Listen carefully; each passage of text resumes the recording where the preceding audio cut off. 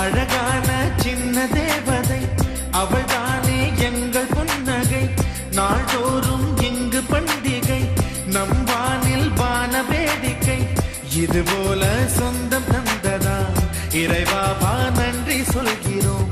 உனக்கேதும் சோகம் தோன்றினால் இங்கே வா இன்பம் தருகிறோம்.